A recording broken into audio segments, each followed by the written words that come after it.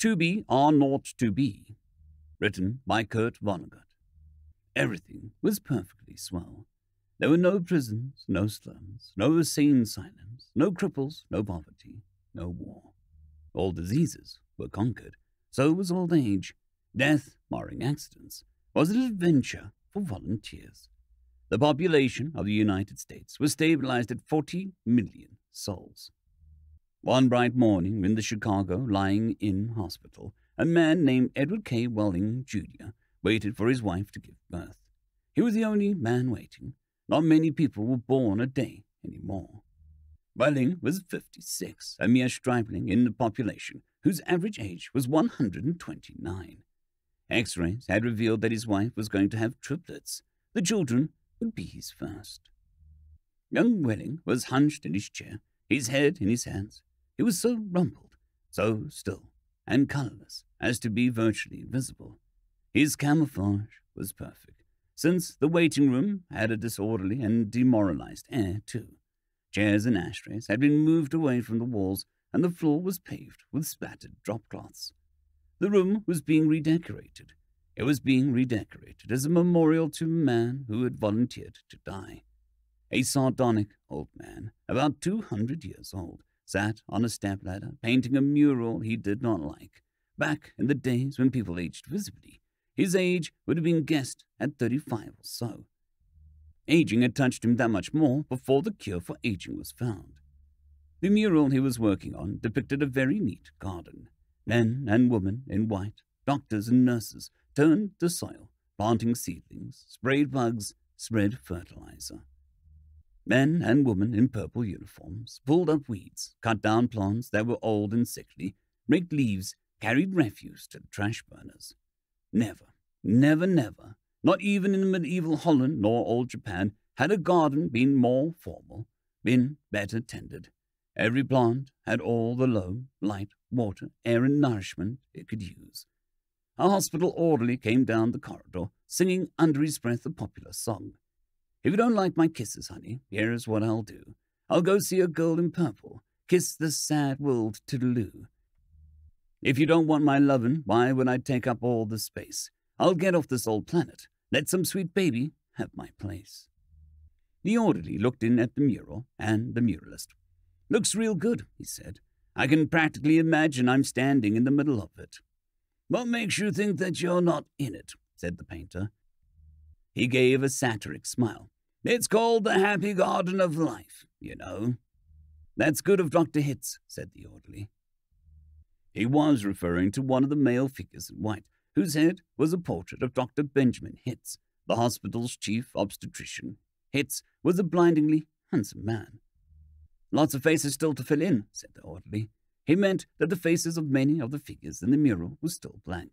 All blanks were to be filled with portraits of important people on either the hospital staff or from the Chicago office of Federal Bureau of Termination. Must be nice to be able to make pictures that look like something, said the orderly. The painter's face curdled with scorn. You think I'm proud of this, Dab, he said. You think that this is my idea of what life really looks like. What's your idea of what life looks like? Said the orderly. The painter gestured at the foul drop-cloth. There's a good picture of it, he said. Frame that, and you'll have a picture of a damn sight more honest than this one. You're very gloomy, old duck, aren't you? Said the orderly. Is that a crime? Said the painter. The orderly shrugged. If you don't like it, your grandpa, he said. And he finished the thought with a trick telephone number that people who didn't want to live anymore were supposed to call. The 0 in the telephone number he pronounced naught. The number was 2BR02B. It was the telephone number of the institution whose fanciful sobriquets included Automat, Birdland, Canary, Catbox, Delouser, Easy Go, Goodbye, Mother, Happy Hooligan, Kiss Me Quickly, Lucky Pierre, Ship Dip, Roaring Blender, Weep No More, and Why Worry. To be or not to be was the telephone number of the municipal gas chambers of the Federal Bureau of Termination. The painter thumbed his nose at the orderly.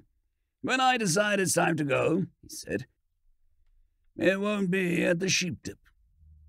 A do-it-yourselfer, huh? Said the orderly. Messy business, Grandpa. Why don't you just have a little consideration for the people you have to clean up after you? The painter expressed with an obscenity his lack of concern for the tribulations of his survivors. "The world could do with a good deal more mess, if you ask me," he said. The orderly laughed and moved on. Wailing, the waiting father mumbled something without raising his head, and then he fell silent again.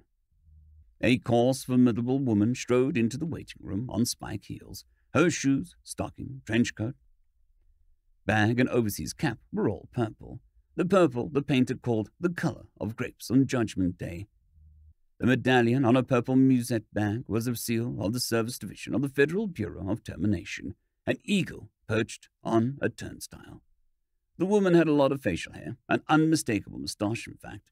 A curious thing about gas chamber hostesses was that, no matter how lovely the feminine they were when recruited, they all sprouted moustaches within 5 years or so. "Is this where I'm supposed to come?" she said to the painter. "A lot would depend on what your business was," he said. "You aren't about to have a baby, are you?" "They told me that I was supposed to pose for some picture," she said. "My name is Leora Duncan," she said. "And you dunk people," he said. "What?" she said. "Skip it," he said. "That sure is a beautiful picture," she said. "Looks just like heaven or something." "Or something," said the painter. He took a list of names from his smock pocket. "Duncan, Duncan, Duncan," he said, scanning the list. "Yes, here you are. You're entitled to be immortalized. See any faceless body here you'd like me to stick your head on? We've got a few choice ones left." She studied the mural bleakly. "Gee," she said, "they're all the same to me. I don't know anything about art." "A body's a body, he said. "All righty. As a master of fine art, I recommend this body." He indicated a faceless figure of a woman who was carrying dried stalks to a trash burner. "Well," said Leora Duncan, "that's more a dispose of people, isn't it? I mean, I'm in service." "I don't do any disposing." The painter clapped his hands in mock delight. "You say you don't know anything about art, and then you prove in the next breath that you know more about it than I do. Of course, the sheaf carriers is wrong for a hostess. A snipper, a pruner, that's more your line." He pointed to a figure in purple, who was sawing a dead branch from an apple tree. "How about her?" he said. "You like her at all?" "Gosh," she said, as she blushed and became humbled, that puts me right next to Dr. Hitz." That upsets you?" he said. "Good gravy, no," she said. It's just such an honor." "Ah, you admire him, he said. "Who doesn't admire him?" she said, worshipping a portrait of Hitz. It was the portrait of a tanned, white-haired, omnipotent Zeus, 240 years old. "Who doesn't admire him?" she said again. "He was responsible for setting up the very first gas chamber in Chicago." "Nothing would please me more," said the painter, "than to put you next to him for all time. Sawing off a limb, that strikes you as appropriate?" "That is kind of like what I do," she said. She was demure about what she said. What she did was make people comfortable while she killed them. And while Leora Duncan was posing for her portrait, into the waiting room bounded Dr. Hitz himself. He was 7 feet tall, and he boomed with importance, accomplishments, and the joy of living. "Well, Miss Duncan, he said, and he made a joke. "What are you doing here?" he said. "This isn't where the people leave. This is where they come in." "We're going to be in the same picture together," she said shyly. "Good," said Dr. Hitz heartily. "And say, isn't that some picture?" "I sure am honored to be in it with you," she said. "Let me tell you," he said, "I am honored to be in it with you. Without a woman like you, this wonderful world we've got wouldn't be possible." He saluted her and moved towards the door that led to the delivery rooms. "Guess what was just born?" he said. "I can't," she said. "Triplets," he said. "Triplets?" she said. She was exclaiming over the legal implications of triplets. The law said that no newborn child could survive unless the parents of the child could find someone who would volunteer to die. Triplets, if they were all to live, called for 3 volunteers. "Did the parents have 3 volunteers?" said Leora Duncan. "Last I heard," said Dr. Hitz, "they had 1, and were trying to scrape together another 2. "I don't think they made it," she said. "Nobody made 3 appointments with us. Nothing but singles going through today, unless somebody called in after I left. What's the name?" "Welling," said the waiting father, sitting up, red-eyed and frowsy. "Edward K. Welling, Jr. is the name of the happy father-to-be." He raised his right hand, looked at the spot on the wall, gave a hoarsely wretched chuckle. "Present," he said. "No, Mr. Welling," said Dr. Hitz. "I didn't see you." "The Invisible Man," said Welling. "They just phoned me that your triplets have been born," said Dr. Hitz. "They're all fine, and so is the mother. I'm on my way in to see them now." "Hooray," said Welling emptily. "You don't sound very happy," said Dr. Hitz. "What man in my shoes wouldn't be happy?" said Welling. He gestured with his hands to symbolize carefree simplicity. "All I have to do is pick out which one of my triplets is going to live, then deliver my maternal grandfather to a happy hooligan, and come back here with a receipt." Dr. Hitz became rather severe with Welling, towering over him. "You don't believe in population control, Mr. Welling," he said. "I think it's perfectly keen," said Welling tautly. "Would you like to go back to the good old days when the population of Earth was 20 billion, about to become 40 billion, then 80 billion, and then 160 billion?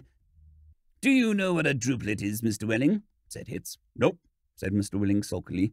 "A druplet, Mr. Welling, is one of the little knobs, one of the little pulpy grains of a blackberry," said Mr. Hitz. "Without population control, human beings would now be packed on the surface of this old planet like drupelets on a blackberry. Think of it." Welling continued to stare at the same spot in the wall. "In the year 2000, said Dr. Hitz, before scientists stepped in and laid down the law, there wasn't even enough drinking water to go round, and nothing to eat but seaweed. And still people insisted on their right to reproduce like jackrabbits, and their right, if possible, to live forever." "I want those kids," said Welling quietly. "I want all three of them." "Of course you do," said Dr. Hitz. "That's only human." "I don't want my grandfather to die either," said Welling. "Nobody is really happy about taking a close relative to the cat box," said Dr. Hitz gently, sympathetically.